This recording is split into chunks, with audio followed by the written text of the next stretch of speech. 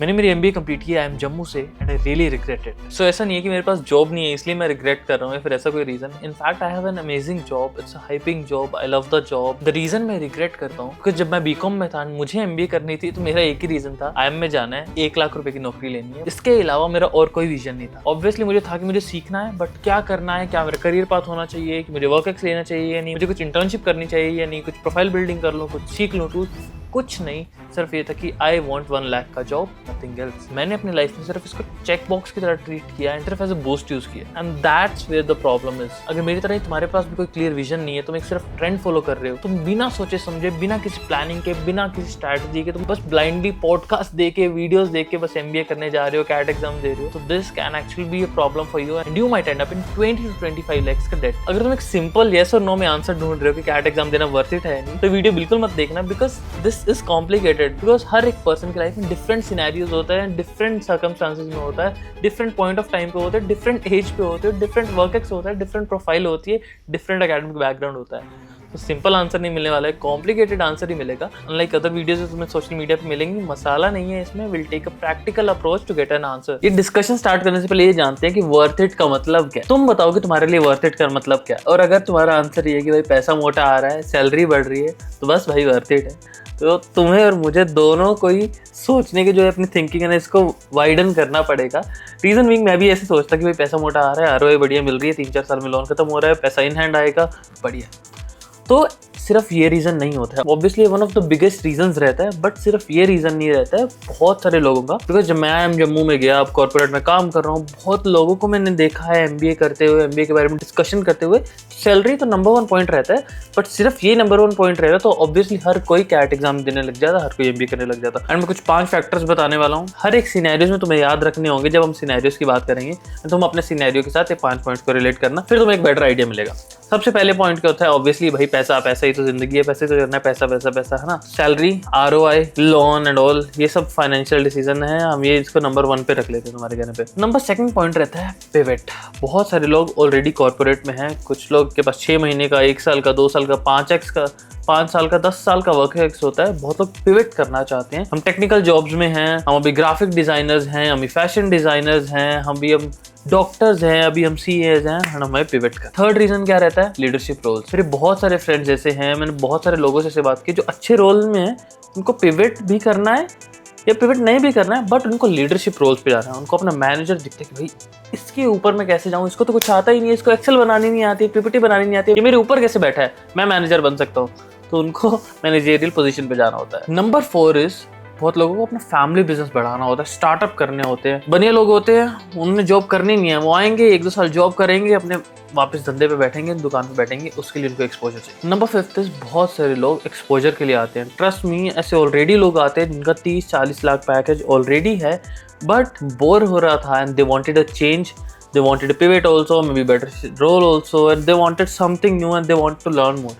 तो इस रीजन से भी मैंने लोगों को एमबीए करते देखा है। अब ये पॉइंट्स हमें सिनेरियोज में रिलेट करने होंगे, जो सिनेरियोज हम डिस्कस करने वाले हैं। तो एक बहुत जनरल तरीके में देखो, कैट वर्थ इट है नहीं। अगर तुम कैट क्लियर करते हो, एक अच्छे टॉप 20 स्कूल में जाते हो, आईएम्स में जाते हो, तो डेफिनेटली इट्स वर्थ इट। अगर तुम आईएम्स में नहीं जाते हो, टॉप 20 स्कूल्स में नहीं जाते हो, then what is your life finished? कोई अदर ऑप्शन नहीं है? Absolutely not. आज के टाइम पे एमबीए छोड़ो, किसी भी एजुकेशन का वर्थ काउंट होता है उसके कंटेंट से, उसके एक्सपोजर से, उसके इंडस्ट्री रेडीनेस से। एंड इसीलिए अभी न्यू एज बिजनेस स्कूल भी इमर्ज हो रहे हैं। इनमें से अगर तुम सही से रिसर्च करो, then maybe you can find a perfect one for you. In case तुम्हारा इंटरेस्ट बिजनेस एनालिटिक्स में, तो नेक्स्ट 1 मिनट तुम्हारे लिए। बिजनेस वर्ल्ड ऑलरेडी शिफ्ट हो चुका है डेटा ड्रिवन रिजल्ट्स पे। हर कंपनी को ऐसे लोग चाहिए जो नंबर्स जानते हो, रियल लाइफ एक्सपोजर हो एंड टूल्स यूज कर पाए। इसलिए एसजीटी यूनिवर्सिटी का एमबीए इन बिजनेस एनालिटिक्स एक सॉलिड ऑप्शन है। ये कोर्स केपीएमजी इंडिया के साथ कोलैबोरेशन में डिजाइन हुआ है and it is powered by industry experts in ईडेप्ट। रियल लाइफ एक्सपोजर मिलेगा through live projects, internships and guest lectures. और तुम टूल्स भी सीखोगे जैसे power BI, SQL, Tableau, AIML. Finally Dubai, Singapore and Malaysia का 5 डेज फॉरेन एक्सचेंज प्रोग्राम भी है, जो कि फीस में ऑलरेडी इंक्लूडेड है। और हाँ, this course is UGC approved, NAAC से E+ रेटिंग मिली है। एलिजिबिलिटी भी काफी सिंपल है, you just need 50% in your undergrad. So if you are serious about data and analytics, then CAT के अलावा भी ऑप्शन है and this might be the suitable one for you. इसका एप्लीकेशन लिंक मैं description में डाल रहा हूँ। चलो अभी बात करते हैं हमारे सिनेरियोज की। सिनेरियोज हम स्टार्ट करेंगे उन लोगों के लिए, सबसे पहले जो भी स्टूडेंट्स है, maybe you could be in 10th 12th और ग्रेजुएशन। तो देखो, अगर तुम अभी एक स्टूडेंट हो और तुम्हें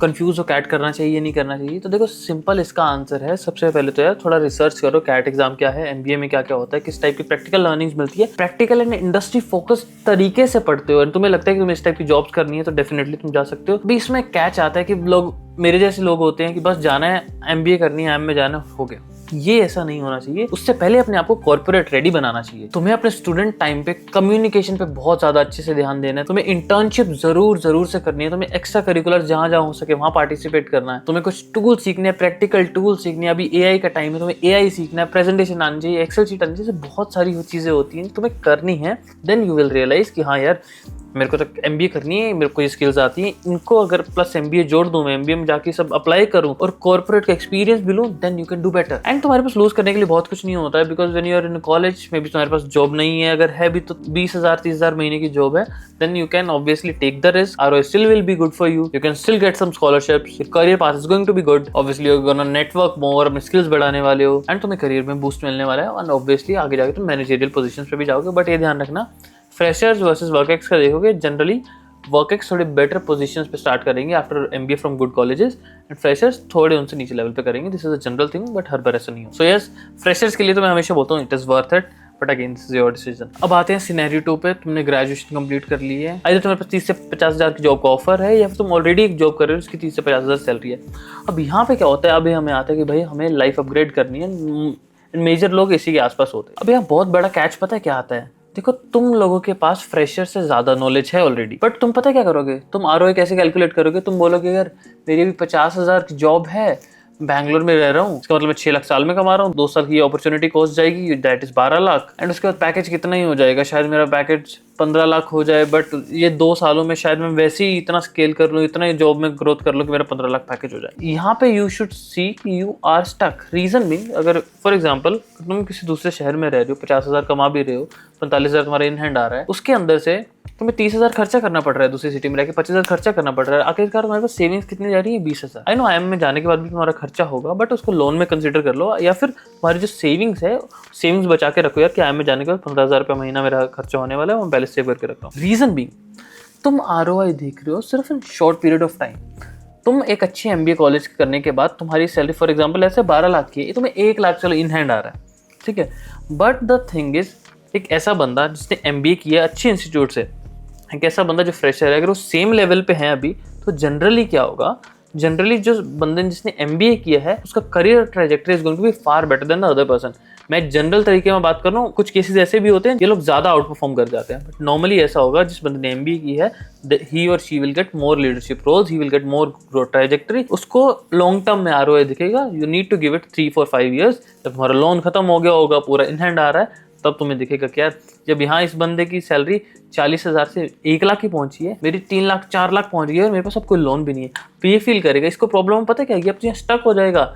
मैनेजरियल पोजीशन पे जाने के लिए बहुत बार ऐसे होता है कि MBA की रिक्वायरमेंट होती है and your trajectory is like this after this. So yes, again decision is yours, because इसमें बहुत मेंटल चीजें भी होते हैं। वो जॉब छोड़ना, कईयों का ऐसा होता है कि अब घर पे पैसे देता ही देता हूँ या घर पे कोई प्रॉब्लम है, मैं नहीं छोड़ सकता हूँ जॉब। ऐसी बहुत सारी पॉइंट्स होती हैं, वो तुम्हें कंसीडर करनी है कि किस पॉइंट ऑफ टाइम पे तुम हो, क्या वो जॉब अभी तुम छोड़ सकते हो या नहीं। बट मैंने तुम्हें ओवरऑल पॉइंट दे दी कि ऐसा होता है। बट तुम्हें ये चीज़ का ध्यान रखना है कि तुम MBA कर रहे हो या फिर कुछ भी कर रहे हो तो तुम्हें थोड़ी क्लैरिटी हो, बिकॉज अब तुम्हारे पास एक्सपीरियंस है, तुम फ्रेशर नहीं हो, तुम जानते हो कि तुम्हें कहाँ जाना है। अगर नहीं जानते हो तो एक्सप्लोर करो, थोड़ा खुद को टाइम दो, बेटर जानो। अब आते हैं थर्ड सिनेरियो पे, जो सबसे ज्यादा ट्रिकी होता है, where you have good job. 1 lakh का हम बेंचमार्क लेके चलते हैं, ±20% है तुम्हारी सैलरी। अब तुम्हें क्या करना चाहिए, बिकॉज भाई पैसे तो अच्छे आ रहे हैं, सेविंग्स तो अच्छी हो रही है, अब मेरी फाइनेंशियल अपॉर्चुनिटी कॉस्ट काफी ज्यादा है। This is where things get tricky. देखो, अब तुम्हें उन पॉइंट्स पे वापस जाना पड़ेगा, मैंने शुरू में बताए थे, जो पैसे के अलावा भी और चीज होती है। रीजन इज, अब तुम्हें लगेगा यार अपॉर्चुनिटी कॉस्ट ज्यादा है, ये जो 2 सालों में मैं 12, 13, 14 लाख सेव करने वाला था, मैं वो सेव नहीं कर पाऊंगा, वो मेरी अपॉर्चुनिटी कॉस्ट है। सेकंड इज फीस, अगर 20 लाख फीस है तो 35 लाख 40 लाख की मुझे MBA पढ़ने वाली है, यही आपको थॉट होने वाला है। यहीं पे वो पॉइंट है जब तुम्हें अब दूसरी चीजें देखनी पड़ेंगी। So you have to decide, firstly अगर तुम स्पेशली तुम MBA कर रहे हो तो तुम्हें बहुत रिसर्च करनी है कि तुम्हें किस टाइप की MBA करनी है, बिकॉज बहुत टाइप के इंस्टीट्यूट्स हैं। फॉर एग्जांपल IIM तो है ही, उसके अलावा SP जैन, FMS, बहुत सारे कॉलेजेस हैं, बट तुम्हें स्पेसिफिकली देखना पड़ेगा कि तुम्हें कहाँ जाना है। अगर तुम्हें मार्केटिंग में इंटरेस्ट है तो माइका तुम्हें टारगेट करना चाहिए, अगर तुम्हें फाइनेंस में जाना है तो मे भी तुम्हें कोई को टारगेट करना चाहिए। तुम्हें बहुत डिटेल्ड जाना पड़ेगा। एंड उसके बाद भी कई लोगों के लिए IIM is not the right thing, कईयों के लिए new age business school could be the right thing. I would personally suggest you guys, अगर तुम लोग MBA कर रहे हो, आइदर तुम टॉप इंस्टीट्यूट से ही करो, ओल्ड IIM से करो या फिर IIM से स्पेसिफिक जा रहे हो, तुम अच्छी रिसर्च करो, या फिर तुम अगर न्यू एज बिजनेस स्कूल से कर रहे हो, बिकॉज जैसे बहुत सारे बिजनेस स्कूल्स हैं, इवन मैं जहाँ जॉब करता हूँ कि वहाँ पे curriculum is very practical and industry oriented, वहाँ के पैकेजेस भी अच्छे जाते हैं, बट तुम्हें बहुत रिसर्च करनी पड़ती है। आई मीन ये सब रिसर्च करने के बाद में जब तुम्हें चीजें क्लियर भी दिखेंगी ना, तुम्हें ROI पॉइंट है जस्टिफाइबल नहीं लगेगा। रीजन भी तुम ये सोचोगे कि यार मान लो मेरा क्या बोलते हैं, मुझे 20 लाख पैकेज लग गया, पहले 10 था 20 लग गया, 3 साल तो यार मैं तो लोन निकालने में निकल जाएंगे, तो कहाँ सही है, मैं 3 साल तो सेम लाइफ ही जीऊंगा। तो एक्चुअली दिस इज ट्रुथ।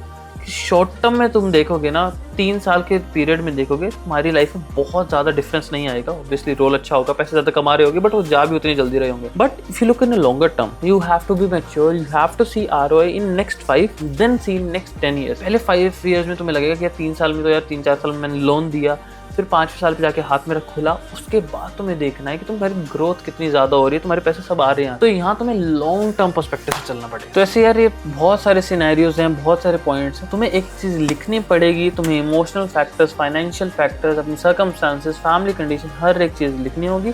उसके बाद देखना होगा कि सही डिसीजन कब है लेने का, कब मैं MBA कर सकता हूँ अपने लाइफ में, क्या मुझे करनी है। शायद मैं इतना टैलेंटेड हूँ, मुझे कभी जरूरत भी ना पड़े, बट हाँ जनरली जरूरत पड़ती है। इंडिया में अभी भी काफी वैल्यू है MBA की, if you are doing it in the right way, right institutes, अच्छे स्किल सीख। तो यस, इस वीडियो के लिए इतना ही। अगर वीडियो पसंद आई तो वीडियो को लाइक करके जाना, कमेंट करके जाना कि नेक्स्ट किस टॉपिक बनाना चाहिए, तुम्हारे क्या थॉट्स है, तुम्हारी क्या प्रोफाइल है, maybe I will reply to the same. तो सब्सक्राइब कर देना चैनल को, बिकॉज मुझे और मोटिवेशन मिलती है ऐसी और वीडियोस बनाने के लिए। मिलते हैं नेक्स्ट वीडियो में।